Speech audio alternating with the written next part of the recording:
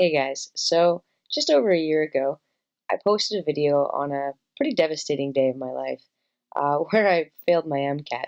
I know you don't really fail, but I bombed it. Let's be real. And that was a tough day for me. And the video I posted for me was mostly just cathartic. It just helped me get my feelings out there. And I was lucky enough to be able to help even a few other people going through some frustrating times feel like they weren't alone. So honestly, guys, that meant so much to me that you would share your struggles and comments with me. That also helped me feel like I'm not the only one who has felt like it's been a pretty big up and down process in applying for med school. So that being said, in that video, I basically promised myself that by this time next year, so now, I would post another video where I would be the opposite emotion, where I wasn't devastated and defeated, but instead I was just so triumphant that I destroyed the MCAT. Um, I didn't destroy it.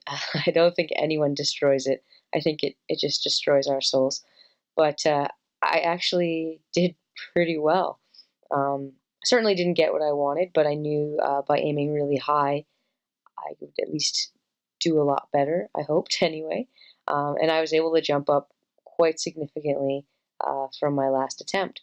So I just wanted to post not only a quick video to update you, because, like I said, it meant so much that people reached out, people cared, people shared with me their stories so that I wouldn't feel so discouraged. And like I said, I was able to maybe encourage a few other people. So I wanted to do this follow up one just to say, hey, yay, I'm not crying in the shower this year. But also too to kind of look back and see like what I changed this time around. Because at least leaving the exam, I felt like I left there going, you know what, I actually felt like my studying helped this time around. Whereas the 2 years before, I couldn't say that. So I learned a few things. I'm not doing this for money or promotion or anything. Um, I would just like everybody to succeed. I don't want anyone to feel like I did a year ago. So I'm just going to overview a couple of the things that I found really worked for me and really helped. And maybe it'll help you in your journey as well. And I haven't gotten there yet. I don't know if my score will be good enough to get me that interview that I need so desperately to try and make up for the fact that on paper I'm not as impressive as I'd like to be. But I guess going over the part we can control for the MCAT, hopefully these few things will help you out. So the first thing, the most important thing, is you have to treat it like a job.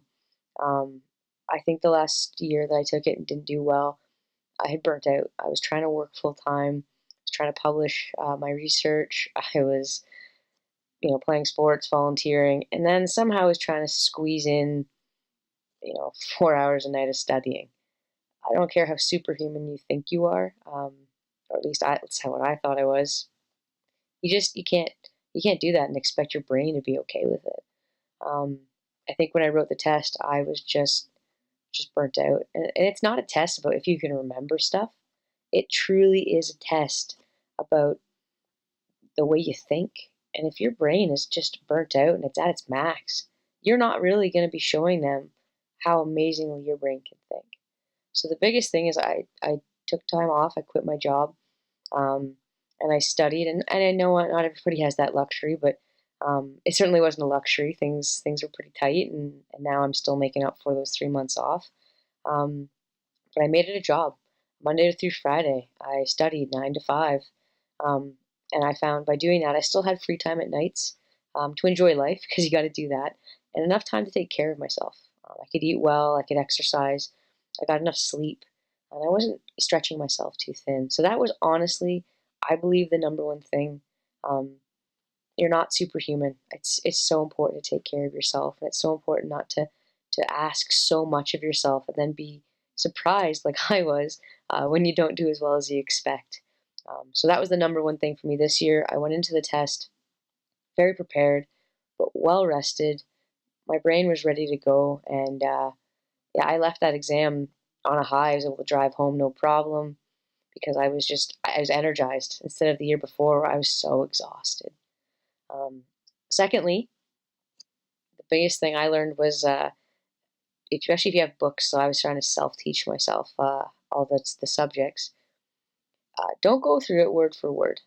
You don't have to memorize everything.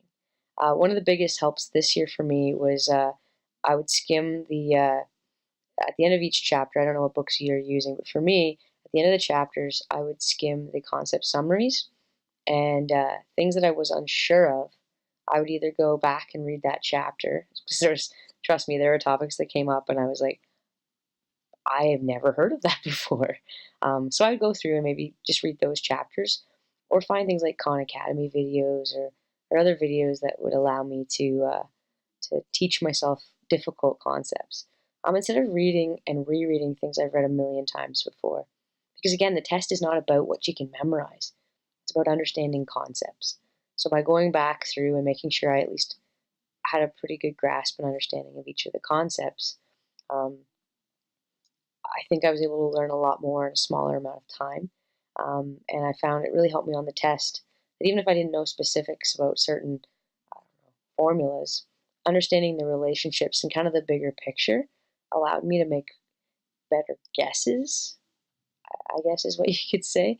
Um, I certainly felt like I was better equipped because I had more of an understanding as the concepts than of just trying to memorize things.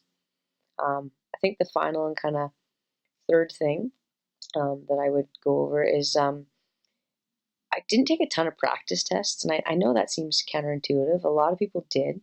I think that goes hand in hand with my burnout from the year before. I didn't want to push myself too much. And by me studying 9 to 5 with small breaks, I was mimicking the long and arduous process of taking the test. Um, but for me, the focus was to not get stuck on any topic for too long.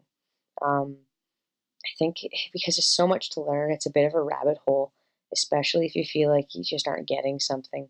Um, I kept myself to a schedule because I found the further I moved along in topics, the more things that maybe were kind of a bit cloudy earlier on kind of solidified up. I'll give you an example, um, especially in chemistry. A lot of things in general chem, just because I'm not strong in that background, when I was learning about a lot of the basics, they're so abstract that to me it was really hard to visualize maybe in my mind or tie it to something I understood. Um, I went through and wrote throughout the equations and tried to draw out patterns, especially on periodic table patterns or orbital shell filling. I did my best to use strategies, but I didn't dwell on them because the more I moved along and the more those things get applied to strategy or to topics further along, um, in the topics, especially things like I'm trying to think of some of the stuff like normality and things like that. The more I did not understand that chapter, but the more I moved along, and it started to come up in topics that made sense, like numbers of electrons. When we're talking about like voltaic cells, I understand batteries because I have things that use batteries. We all have like a phone needs to be recharged. That's something I could picture, and that's something I could really visualize. Um, so I would understand in that context why, if I was looking at an equation, the only thing I really cared about was how many electrons I was going to have. Um, in that context with batteries and it's the movement of electrons, that I understood. So I found that the topic that maybe at the beginning didn't make a lot of sense to me, by not just getting stuck on it and getting frustrated, but moving forward and it kept getting brought up, the more it painted a picture of something a little bit less abstract, the more I was able to grasp it. So I would really encourage you, whatever your weakness is. Now, mine happens to be physics and chemistry, which is a bad one. But I understand like people struggle with cars or psychology or things that I may have found a lot easier because of my background.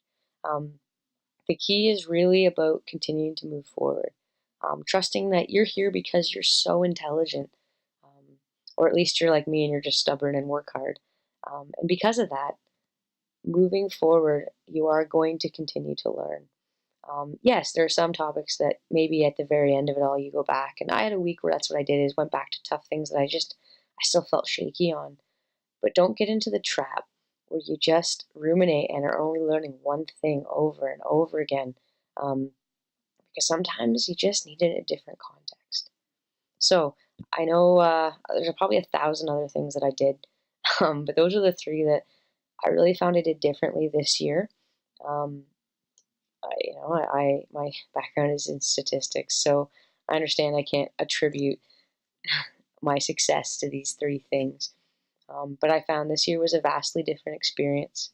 Um, Again, I didn't crush it. I got a 508 for complete disclosure. I don't know. Are we allowed to tell people that? So I'm not by any means Einstein or anything. Um, that's a solid score, especially for someone like me who has no pre-med background, um, and who self-taught themselves everything. So I went from a sub 500 score last year all the way up to that. I'm pretty proud of myself, and yeah, although I'm not Harvard bound with scores like that, the fact that I was able to pick myself back up after such a big disappointment, learn a lot from what I experienced last year. I was able to get a score that I'm very proud of, and I think this whole experience has made me not only a better student, definitely learned a lot about my study patterns and habits, but I think it's also made me a better person, and I definitely trust my work ethic now more than my natural ability, and I think at the end of the day, that's what it comes down to. There'll always be people who are better than you at things, but there's never an excuse for you to be outworked. And this time, that score I got was not because I'm smarter, or somehow I magically, was able to learn so much. It's just that I worked really, really hard. But this time I worked harder in a smart context. I didn't just push myself to exhaustion, but I found that balance. So I wish all of you the best. Thank you to all of you who have followed my journey, and to those of you who messaged me asking for an update. It meant a lot that you cared. Hopefully, this leads to med school. If not this year, I'll keep building my resume in other ways. But I slayed the first big dragon, which is getting a decent MCAT score. So thanks again, guys, and all the best.